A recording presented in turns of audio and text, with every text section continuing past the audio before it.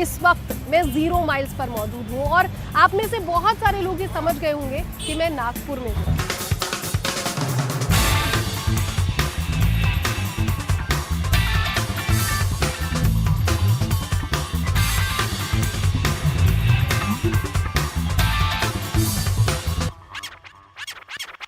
देश के बीचों बीच बसा ये शहर जहां से हर जगह की दूरी मापी बन जाती है, फिर चाहे उत्तर हो या दक्षिण, पूरब हो या फिर पश्चिम। नागपुर में आज आपकी मुलाकात एक ऐसे खास मेहमान से जो देश के नंबर 1 LIC एजेंट हैं।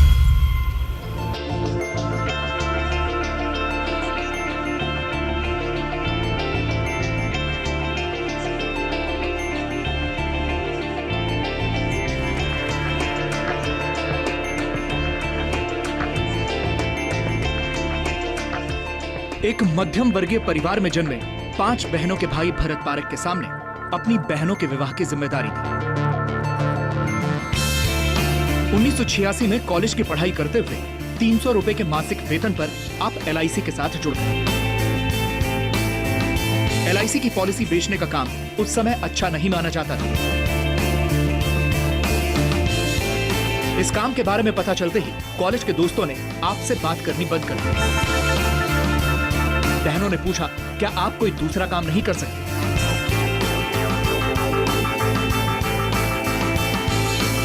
यहां तक कि जब खुद की शादी की बात हुई तो होने वाले ससुर को उन्हें अपनी इनकम टैक्स रिटर्न दिखानी पड़ी। आज आप LIC को सालाना 200 करोड़ का प्रीमियम देते हैं।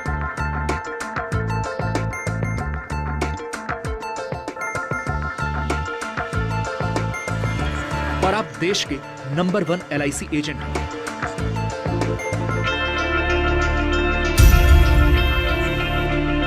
तो ये है भरत पारेख की कहानी। देश के नंबर 1 LIC एजेंट है भरत पारेख। नागपुर के किंग्सवे रोड पर उनका ये दफ्तर है। यहाँ पर चलिए उन्हीं से जान लेते हैं उनके सक्सेस मंत्र।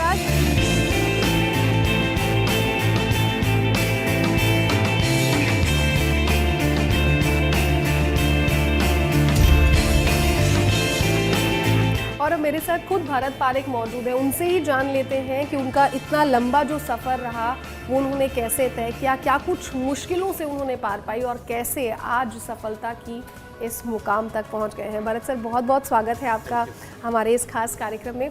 सबसे पहले यही बताइए कि कब सोचा कि मैं LIC एजेंट बन जाता हूँ?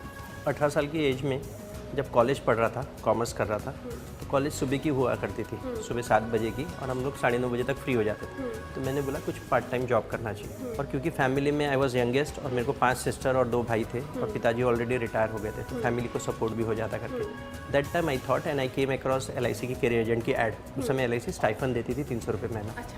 तो वो अट्रैक्ट करा मेरे को, इसलिए मैं LIC एजेंसी के प्रोफेशन में आया। इंडिया के टॉप एजेंट हैं, कैसा लगता है सबसे पहले तो? फॉर मी, मेरे लिए वो इम्पोर्टेंट नहीं है मैं टॉप हूँ कि नहीं हूँ, वो ज़्यादा इम्पोर्टेंट है कि कस्टमर को सर्विसेज कैसे प्रदान कर रहे हैं। जब विडो को चेक मिलता है एंड शी फील कि वी हैव वैल्यू एडेड, उसको जब लगता है कि LIC के पैसे से मेरा घर चल रहा है, LIC के पैसे से मेरे बच्चों का एजुकेशन होने वाला है, तो वो जो सेटिस्फेक्शन है that brings us on the top of the world. आज बहुत सारे युवा हैं जो इसे प्रोफेशन बनाना चाहते हैं लेकिन फिर भी कुछ हिचकिचाते हैं। जब मैं इस प्रोफेशन में शुरू में किया तो काफ़ी समय दिक्कतें आई और काफ़ी समय सोचता ये था कि जल्दी से जल्दी इससे बाहर निकल जाओ करके। ये कि ऐसा प्रोफेशन है जिसमें आपको जितनी मेहनत करेंगे उस हिसाब से रिवार्ड करेंगे, और reward is not only from money point of view I am telling, और the recognition from the corporation. What is the reward? अपने को जो कस्टमर से सेटिस्फेक्शन मिलता है, अपनी जो इंडिविजुअल पर्सनैलिटी बनती है। मैं रोज़ दिन में करीब 25-50 लोगों को मिलता हूँ, तो उनसे जो सीखने मिलता है किस तरह से बिहेव करना, एक इंडिविजुअल पर्सनैलिटी इवॉल्व होती है, you become a better individual. इतने साल के करियर में कोई एक चीज़ जो आप आज भी फॉलो करते हैं? अभी भी मैं अननोनली लोगों के पास जाता हूँ, अननोनली क्लेम सेटल करता हूँ, जो उस समय भी करता था आज भी करता था। That is a reason you can say as a one liner mantra for the success. Mantra for success. Insurance कितना इम्पोर्टेंट है? पहली बात तो insurance is a basic needs. जिस तरह से एक थाली में खाना खाने के समय सब चीज़ें रहनी चाहिए, वैसे इंश्योरेंस एक बेसिक चीज़ है। वो एक फाइनेंशियल पैरामिड की सबसे बेसिक स्ट्रेंथ है। आपका एक तरीका का एवेन्यू है, जो आदमी जितना बड़ा है उसको पैसे की उतनी ज़रूरत है, उसके लोन्स लाइबिलिटीज़ उतनी ही ज़्यादा है, उसको भी इतनी ही नीड है। इट्स नॉट ओनली नीड, आज इंश्योरेंस वांट हो गया है। जैसे फॉर एग्जांपल उसको मर्सिडी गाड़ी होना तो होना, उसको ऑडी होना तो होना, BMW होना तो होना, so he want it. That is the way LIC also he want it कि मुझे मेरे पास 50 करोड़ की पॉलिसी होनी चाहिए, 100 करोड़ की पॉलिसी होनी चाहिए, 10 करोड़ की पॉलिसी होनी चाहिए। तो वो एक चाह से लेता है। It is not we sell, it is what they demand, because ये एक तरीके से वेल्थ ट्रांसफ़र होती है नेक्स्ट जनरेशन को। बाकी सब चीज़ें लिक्विडेट करने को टाइम लगता है, यही पैसा है जो फैमिली में इमीडिएट आता है। आज कोई भी फैमिली, एक बिजनेसमैन या एक सर्विस वाला, कोई भी अपना पैसा खाली नहीं रखता, कहीं ना कहीं डिप्लो करना पड़ता है। वो पैसे सब उसको एक्यूमुलेट करने के लिए, भगवान ना करे कल कुछ हो जाए तो उसको समय लगता है, और इंश्योरेंस ये इमीडिएटली इंस्टेंटली कैश क्रिएट करता है। क्या आपको लगता है कि अवेयरनेस और ज़्यादा बढ़ाने की ज़रूरत है इस फील्ड में? Be the agent need to be more professionals, and मैं सिंसियरली चाहता हूँ कि अच्छे लोग इस प्रोफेशन में आए, स्पेशली पढ़े लिखे और आए, एक इसको प्रोफेशन करके करें। That's a world best institution, and LIC itself profession is the best. एक डॉक्टर अच्छा कर रहा है उसको कोई फेलिसिटेट नहीं करते, यहाँ पे मेरे चेयरमैन मेरे को फेलिसिटेट करते, डिफरेंट अवार्ड, डिफरेंट सेमिनार पे मेरे को बुलाते। फिर मुझे council, I am a member of a council meeting, there is a life council, and all the insurance companies के CEOs उसके मेंबर है। I am one of the member in that. This is a recognition we get. Money is not everything. तो इस profession में जो recognition मिलता है time to time. कोई अगर युवा आज की डेट में इस प्रोफेशन को पिक करना चाहे, क्या सलाह देंगे आप उस शख्स को? आग बंद करके पिकअप कर देना चाहिए, लेकिन हाँ, उसकी 2 कंडीशन होनी चाहिए। एक, मेहनत अगर कम लगेंगी तो ये गलत है, मेहनत तो लगेंगी, कोई भी काम करेंगे तो मेहनत लगेगी। सेकेंडली, एक एटीट्यूड रहना चाहिए लोगों को सेवा करने का। एक और अहम बात जो मैं आपसे जानना चाहूँगी, आप वो पहले शख्स थे जिसने टोल फ्री नंबर की शुरुआत यहाँ पर की। वो कॉन्सेप्ट कैसे आया दिमाग में? क्योंकि जब आपने शुरू किया शायद तब किसी ने सोचा भी नहीं था इसके बारे में। और मैं हमेशा ये सोचता था मेरा कस्टमर क्यों मेरे लिए पे करे, वो मेरे को कॉल कर रहा है। Not only toll free number, मैंने उस ज़माने में तत्काल फ़ोन लिया था। पहले तत्काल फ़ोन होता था क्योंकि मेरे यहाँ फ़ोन नहीं था, 30,000 रुपये भरना पड़ता था, तब जाके 1 महीने में तत्काल फ़ोन मिलता था। अच्छा। और उस समय मैंने तत्काल फ़ोन लिया तो इनकम टैक्स वाले पूछने लगे, एक नोटिस आ गया कि LIC एजेंट को तत्काल फ़ोन की क्या ज़रूरत पड़ी। 30,000 रुपये had a lot of value. तो टोल फ्री नंबर का कंसेप्ट ऐसा है कि जो कॉल करेगा उसको पैसे नहीं देने पड़ेंगे, जो रिसीव करेगा उसको करना पड़ेगा। तो जब मैंने US में ये कंसेप्ट देखा, जब मैं 1995 में अमेरिका गया था, तब मुझे इसके बारे में पता चला। तो मैंने बोला why my customer should pay, इसलिए मैंने मेरे ऑफिस में वो फ़ोन इंस्टॉल किया, and people were so happy.